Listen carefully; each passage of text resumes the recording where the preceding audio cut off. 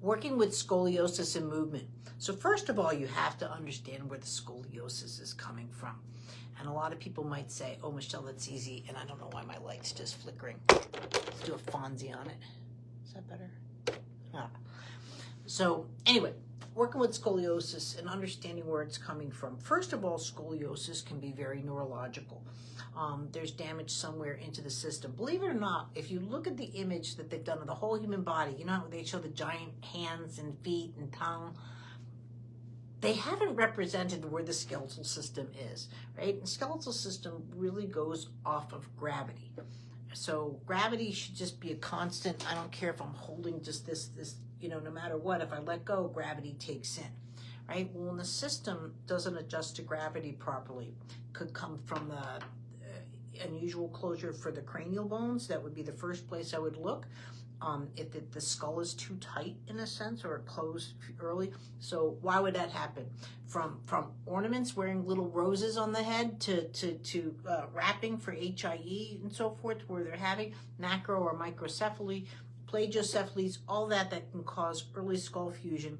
Well, the skull is there to help us balance. When we do all these kind of things, right? All our skeletal bones are doing these kind of movements, and it keeps a vestibular system, right? The more that these skeletal system bones are not working, especially in the cranium, right? And you're getting the jaw drop and all that, and the tilts are starting to happen.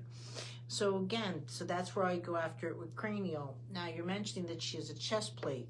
Please, please, please. There's no functional movement going on when there's a chest plate. The chances of muscle atrophy are really bad. Worst case scenario, I had a client that was using it. Parents didn't see any good. They went and took it off. Now she had a brain injury, car accident when she was 9 months old.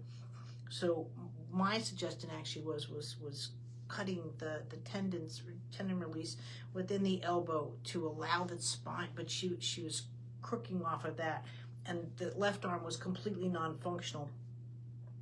But what happened was when they took the breastplate off, she spun out and almost cracked her spine. She went to a 90% curve. She had to be rotted like 3 weeks. It was emergency surgery when they removed the breastplate. Again, worst case scenario, but I've worked on all these different types of cases of scoliosis, from just, aging one, kyphosis, scoliosis, to severe brain trauma.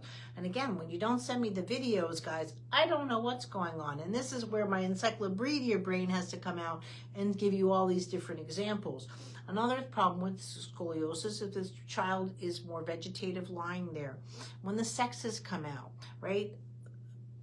Male genitalia, the testes, are meant to hang in between the leg. That actually is why men have, and up until recently with the Game Boy and the phone, had a much better posture, right? Because the testes drop and it gives that sense of gravity, and then they have exterior genitalia that goes to gravity, and that gives that spine, that niceness to attention. Katie Bowman, Move Your DNA, really good book on that, and talks about how we went into underwear and all of this, and where your sexes used to hang. She used to call your bits, and so you have that. So also too, where the scapula is going on. My scapula gives my shoulder blades gives a really good sense of gravity. What happens? We have bras, and so our bras go around our scapulas, and that's why a lot of women have a kyphosis right from the hooking of the bra area down over. Women are much more prone to a scoliosis because we don't have free scapulas. We harness everything up, and it affects our relationship to gravity. If you do not address the scoliosis, you can rod somebody and do all of that, then the hips are going to get windswept, and they're going to go. The brain wants to find where gravity is, and it will curve around it. And so, again, just because they have a breastplate on, I get it that their doctor is saying you can't take it off, but you really want to get in there, maybe possibly to the hips, or also look at the feet. Are the feet able to hold an equilibrium and do so? I don't know if we're dealing with contractures. Also, another thing that can cause a scoliosis is the vision. I had a brilliant little 10-year-old. She wasn't, she was neurotypical. She was in gifted basis program. She had double cataracts. And thank goodness they came into me. I touched her back and I was like, what the heck is going on with her eyes? It's very rare to have cataracts as a child, much rarer to have doubles.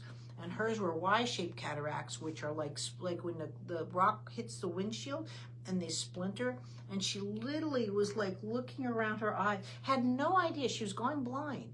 Never introduced this to the parents, never introduced anything to like that. And so it was me, it was like, you're going to my eye doctor. And they're like, no, we go to an eye doctor. I'm like, I don't care, you're going to my eye doctor. And nobody had caught that she's got double cataracts and was going blind.